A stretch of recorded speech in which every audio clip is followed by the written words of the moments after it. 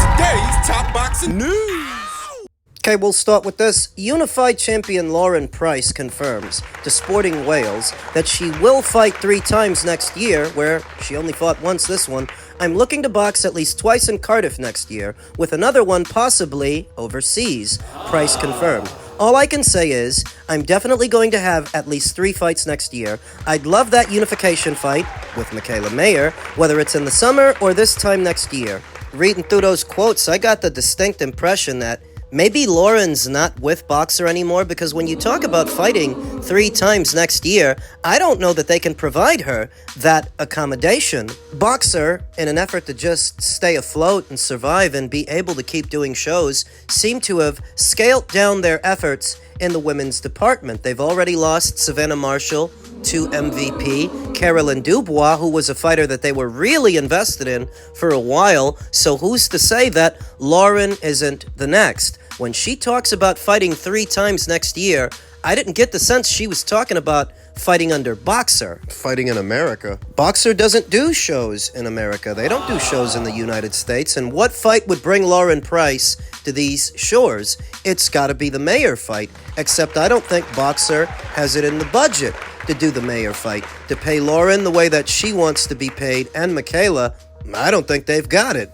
But if Lauren were to theoretically sign to MVP, like Carolyn Dubois just did, they've got more than enough resources to make that Mayer fight happen. That would be a major acquisition for MVP, strengthening their UK stable of fighters. They've got a lot of female fighters from all around the world, but particularly some good ones from the UK. Savannah Marshall, Carolyn Dubois, Ellie Scottney. What if Lauren was talking about Matchroom? Well, that's another possibility. Matchroom is just as, if not more capable, of doing shows both in the UK and the United States. It's one area where they've got MVP beat. They do more shows in more areas all around the world. So if anybody's able to accommodate Lauren's UK fans and simultaneously bring her to the US to do a Mayer fight, it would be Matchroom. Either way, the mission statement is the same. I did not get the impression reading through those quotes that Lauren intends to stick it out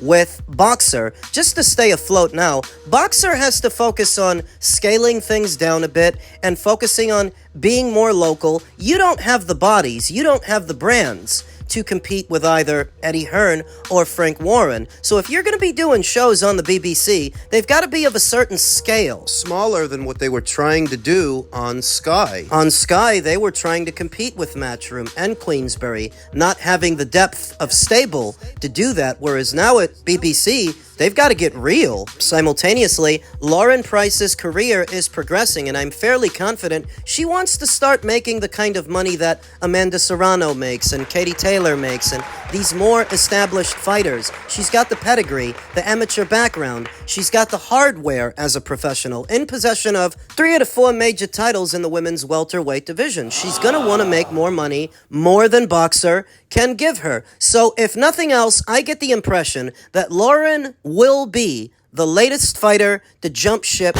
from Boxer over to somebody else. It's just the question of who. Is it going to be MVP or is it going to be Matchroom? In men's featherweight news, Bruce Carrington versus Carlos Castro, now for the full WBC title, as Stephen Fulton has vacated. Stephen made it a point to highlight that he vacated his WBC title. He was not stripped of it, though it's the same difference. He's not WBC champion anymore, nor should he be. He never had any intention of returning to the featherweight division. The whole time, Bruce Carrington was in the queue as his mandatory challenger. So what was initially being billed as a WBC interim title fight has now been upgraded to a full title fight between Bruce Carrington and Carlos Castro. Though even with this isn't exactly what people wanted to see from Bruce. Not simply fighting for a title and becoming a world champion, but going through one to do it. Because the featherweight division is deep enough. They want to see Bruce in there with a live body. You got Nick Ball there, Rafael Espinoza, Angelo Leo. I'm not suggesting that any of this is Bruce Carrington's fault. why he has not yet encountered one of those reigning world champions. It would seem he was targeting a fight with Stephen Fulton, but Stephen had other plans. He left the division, and that's not Bruce Carrington's fault. But all the same, people want to see Bruce in there with somebody good, and Carlos Castro, he's just a guy. So this fight with Carlos Castro is set to land on the January 31st Shakur Stevenson versus Teofimo Lopez undercard. Also rumored to be fighting on that card is Brooklyn's own Richardson Hitchens in defense of his IBF title. You see the theme. They're gathering fighters from the tri-state area.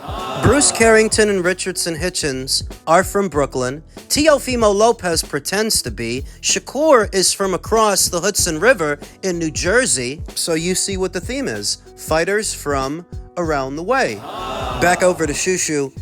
You can like him to win the fight and become WBC champion. The issue with him is he's 27 going on 28 years old. How much longer will he be able to keep making featherweight? Because at his age, it's conceivable he's going to have to move up very soon. Will he be there long enough to unify titles with one of the other champions at the weight, or is it going to be a one-and-done kind of deal to where he won the WBC, but he wasn't able to fight for the other belts? How long before Shushu has to move up to 130 pounds? Speaking of 130, Oshaki Foster vacates interim lightweight title and holds on to his 130-pound belt. Oshaki Foster has made his decision.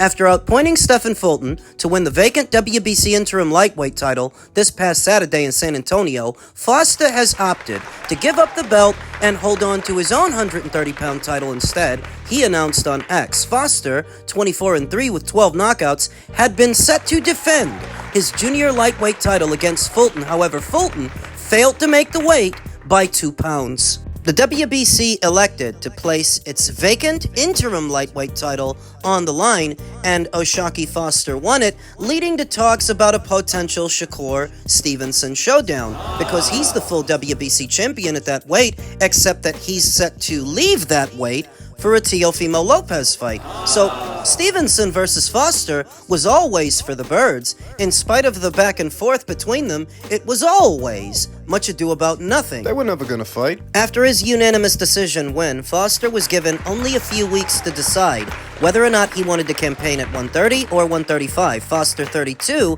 appeared to be leaning towards 135 based on his heated back and forth on X with Shakur Stevenson, the lightweight division's full-fledged WBC champion. Foster pressured Stevenson to fight him next if the latter defeats Teofimo Lopez at 140, which was never a realistic proposition. What, beat Teofimo at 140, then drop back down to 135? LOL, y'all calm down. Little buddy still gonna get his. Trust me, Foster said. I promise y'all, ain't nothing changed. It's all part of a bigger plan, but I'll tell you this much. If he stays at 135, I promise you, I'm gonna be the first one waiting.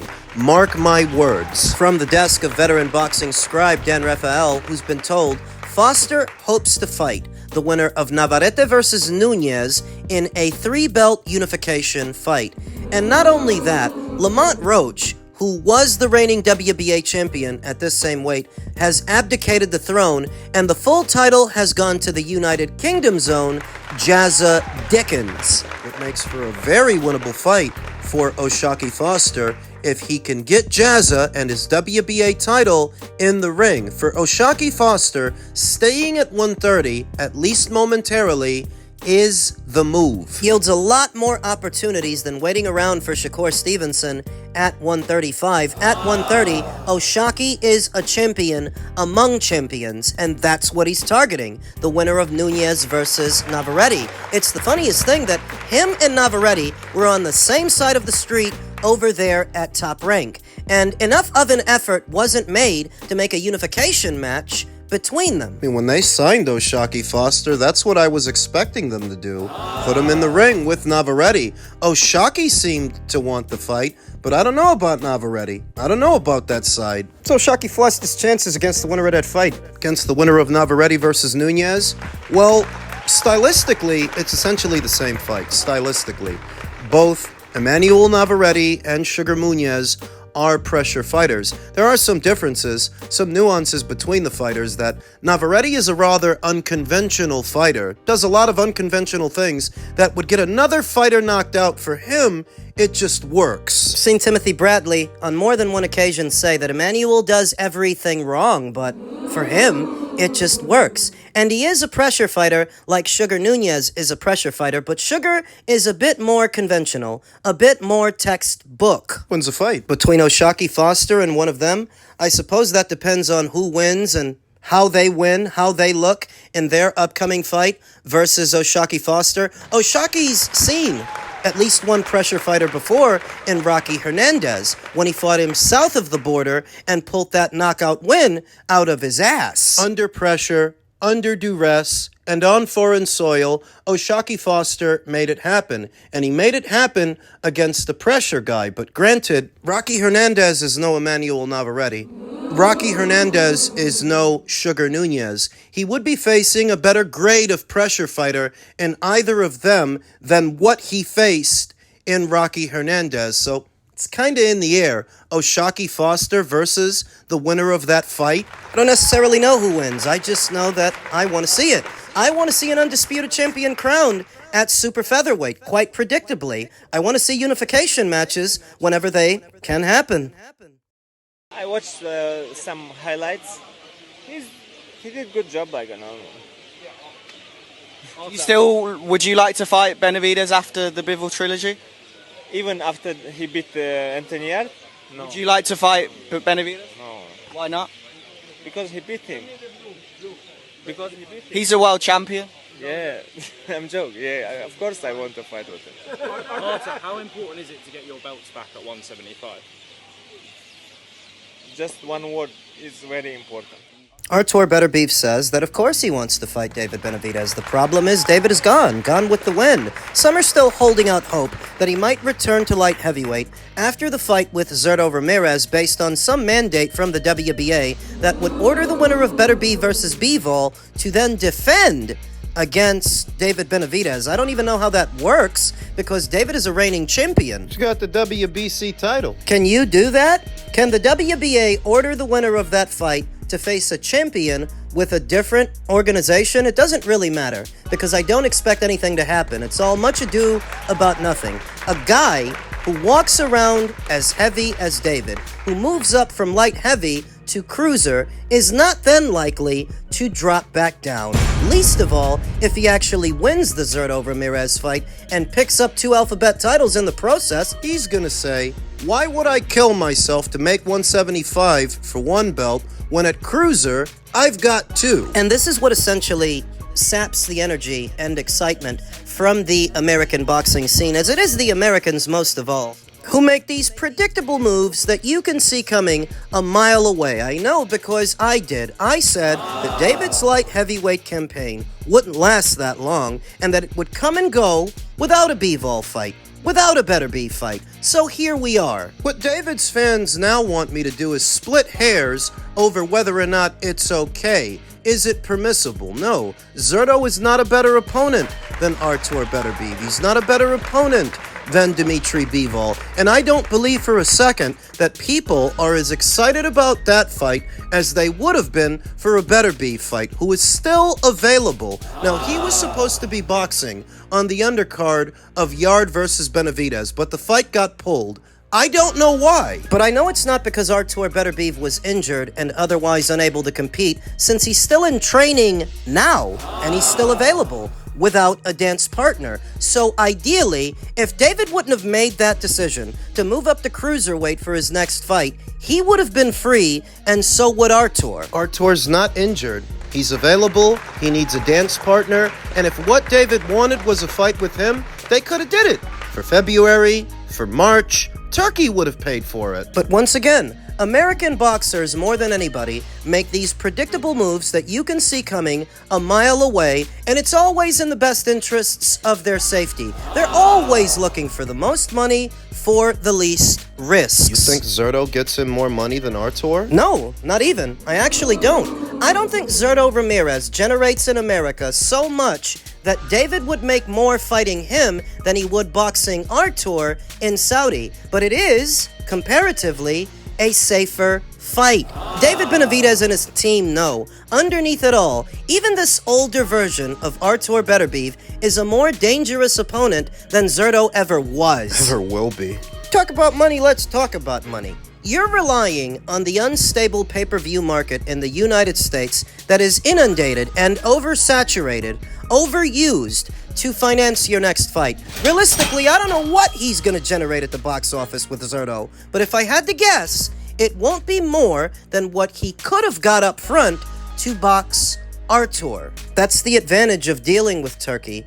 Your payday is not contingent on the imaginary upside of some pay-per-view, because what if there isn't an upside? No upside, no extra money. Whereas with Turkey, he kicks out so much up front that you don't need to worry about that. All you need to worry about is winning your fight. But that is what David would have to worry about with a quality operator like an Artur Beterbiev, who, granted, he's in his 40s now, but he's a pressure fighter, and so is David. David's going to come forward, Artur's going to come forward, and whoever's got the bigger guns wins the fight. That's Artur, more than David, and everybody knows it. We've been all through that several times in several videos, but this is what creates this anticlimactic environment in the American boxing scene. You're not really excited about what's going on. You'll accept a Zurdo Ramirez fight, but you're not really excited about it. It doesn't give you that big fight feel. That feeling that I cannot illegally stream this one.